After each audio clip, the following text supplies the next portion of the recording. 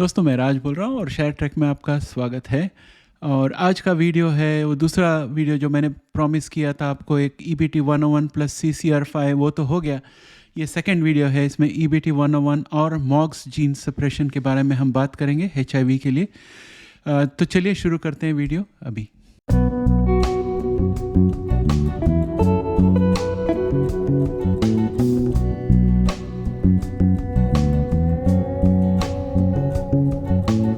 तो दोस्तों ये जो HIV वायरस बनती है हमारे शरीर के अंदर, किसी को अगर इन्फेक्शन हुआ हो तो जब रेप्लिकेट होके वो HIV की RNA बाहर निकलती है तो उसे एक शेल में डालना पड़ता है CD4 टी सेल के बाहर भेजने के पहले, क्योंकि अगर वो RNA को शेल पे न डाले तो हमारे शरीर में जो फ्लूइड्स रहती है वो RNA को नाश कर देगी।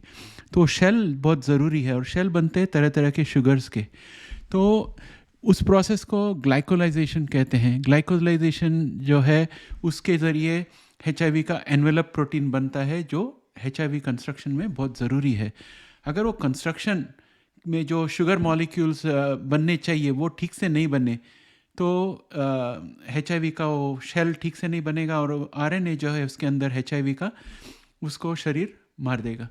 तो इसका मतलब है इम्परफेक्ट HIV बनेगा। तो हमें ऑलरेडी पता है, डॉक्टर्स लोग को ऑलरेडी पता है कि इस तरह की एक बीमारी है इंसानों में, जेनेटिक बीमारी जिसका नाम है CDG2।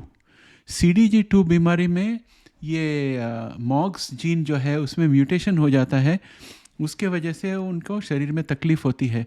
लेकिन CDG2 वाले पेशेंट्स जो है उनके अंदर ये ग्लाइकोलाइजेशन शेल वाला जो भी वायरस है उन पे असर नहीं करता। इसका मतलब है उनको HIV-1 नहीं हो सकती और जो भी वायरस ग्लाइकोलाइजेशन वाला शेल यूज़ करती है वो नहीं हो सकती, लेकिन बाकी के वायरस उनको अटैक कर सकता है। तो कुछ इस तरह का कंडीशन है CDG2 में। तो साइंटिस्ट लोगों ने फिर सोचा कि क्यों ना हम इसी का फ़ायदा उठाएं, क्योंकि HIV-1 जो है ये ग्लाइकोलाइजेशन पे डिपेंड करता है और मॉक्स जो है वो ग्लाइकोलाइजेशन में मदद करता है। ग्लाइकोलाइजेशन वो पहला शुगर मॉलिक्यूल है जिसके बाद बाकी का पूरा शेल बन सकता है। अगर वो पहला शुगर मॉलिक्यूल ही न मिले तो बाकी का शेल नहीं बन सकता, शेल में छेद रह जाएगी अगर बने तो भी।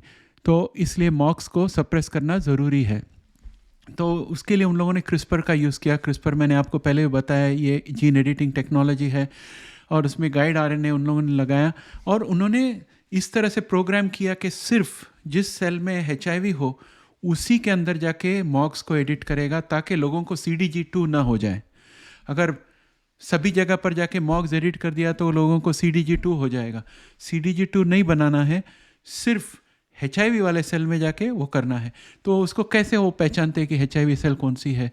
हमने पिछले हफ्ते एक वीडियो बनाया था TAT के बारे में, आपको याद होगा, नहीं तो आप जाकर वो वीडियो दोबारा देखिए। TAT प्रोटीन जो HIV से बनता है, तो TAT प्रोटीन जो है उसको तलाशती है ये HIV। अगर वो TAT प्रोटीन मिल गई तो वहाँ पर ये मॉक्स का एडिट कर देता है उसी सेल में, ताकि HIV जब एक्टिव हो जाए तो मॉक्स जो है वो सप्रेस हो जाएगी और HIV जो है उसको शुगर नहीं मिलेगा मॉलिक्यूल उसका शेल बनाने के लिए।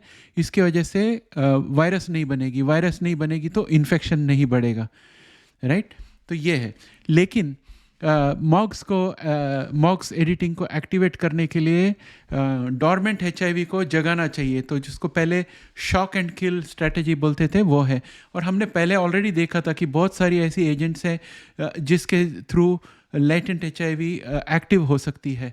तो मॉक्स देने के बाद लेटेंट HIV को एक्टिव किया तो वो उसका रेप्लिकेशन नहीं हो सकता है, और साथ ही साथ EBT 101 भी दे दिया तो जब लेटेंट HIV एक्टिव होती है तो EBT 101 उसको कट कर देगी और मॉक्स जो है उसका शेल फॉर्म होने नहीं देगी, जो RNA बनता है उसका शेल फॉर्म होने नहीं देगी, इसलिए इन्फेक्शन आगे नहीं बढ़ेगा।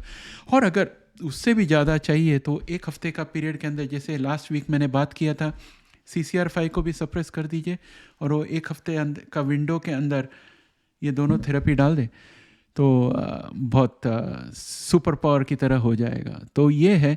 अभी मैं इसमें इसका जो पेपर है, साइंटिफिक पेपर, वो पढ़ रहा हूँ। मैं मोटे मोटे में आपको समझाया, क्योंकि मुझे भी मोटा मोटा में समझ में आया। लेकिन वो पेपर जो है काफ़ी टेक्निकल है और मेरे पल्ले नहीं पड़ रही है, इसलिए मैं उसे बार बार पढ़ रहा हूँ और उसमें जो टर्म्स दिए गए हैं उसके बारे में और जानकारी निकाल रहा हूँ। तो आप ये उम्मीद रख सकते हैं कि अगले 2 महीने या 3 महीने में मैं इसका डिटेल में और भी वीडियो बनाऊंगा इंक्रीजिंग इन्फॉर्मेशन के साथ, ताकि आपको समझ में आ जाए कि इधर यहाँ पर क्या हो रहा है। अभी सवाल ये आएगा कि सर इंडिया में कब मिलेगा? तो ये इंडिया में अभी आने वाला नहीं है, क्योंकि ये अमेरिका में भी नहीं आया है, राइट। और आप पूछोगे कि इसका अप्रूवल कब होगा? तो इसका अभी क्लिनिकल ट्रायल शुरू हुआ कि नहीं मुझे पता नहीं है। इन लोगों ने प्री क्लिनिकल किस में किया है वो मुझे पता नहीं है। पेट्री डिश में किया है कि माउस मॉडल में किया है कि नॉन ह्यूमन प्राइमेट्स में किया है कि करने वाले हैं, ये मुझे पता नहीं है। तो ये सब जानकारी मुझे लेनी है, उसके बाद मैं डिटेल्स दूंगा आपको। और दोस्तों ये जो हमारा चैनल है, इसमें ये सब स्टडी हम कर रहे हैं आपके लिए, वीडियो ले आने के लिए। ये सब इंग्लिश में होती है, इंग्लिश में ढूंढना पड़ता है, समझना पड़ता है, फिर हिंदी में ट्रांसलेट करना पड़ता है। तो ये काम काज जारी रखने के लिए अभी दोबारा महीने का आखिरी टाइम आ गया है। तो मैं आपको दोबारा आग्रह करता हूँ कि हमारे पास गिने चुने मेंबर्स हैं, तो आप ज़रूर मेंबर बन जाइए, क्योंकि हमें 100 मेंबर्स चाहिए एंड ऑफ द मंथ तक, और हमारे पास 100 मेंबर्स नहीं है। हमारे जितने भी मेंबर्स हैं मैं उनको धन्यवाद देता हूँ। कुछ 16 या 17 मेंबर्स हैं, उन सबको मेरे तरफ से धन्यवाद देता हूँ कि आपने चैनल को सपोर्ट किया। लेकिन बाकी लोगों का भी तो फ़र्ज़ बनता है सपोर्ट करने का। मुझे सहायता दीजिए और ज्वाइन बटन दबाकर मेंबर बन जाइए और इस चैनल को सपोर्ट कीजिए, वरना साल के अंत के बाद इसे इसी प्रकार चालू रखना, हफ्ते में 2 वीडियो लाना, ये सब बहुत मुश्किल पड़ेगा। फिर मुझे दूसरी जगह पर ध्यान देना पड़ेगा और इसमें कम ध्यान होगा। आपके सहायता की बहुत ज़रूरत है। और जिन्होंने ऑलरेडी मेंबरशिप ले लिया वो आपको बता रहे हैं, संकेत दे रहे हैं कि हम सपोर्ट करने को तैयार हैं। आप भी उनके साथ जुड़ जाइए और मेरा सहायता कीजिए, ताकि मैं आपको HIV वीडियोस तब तक ले आऊँ जब तक परमानेंट क्योर ना आ जाए। तो दोस्तों, इसके साथ वीडियो यहीं समाप्त करता हूँ। जय हिंद।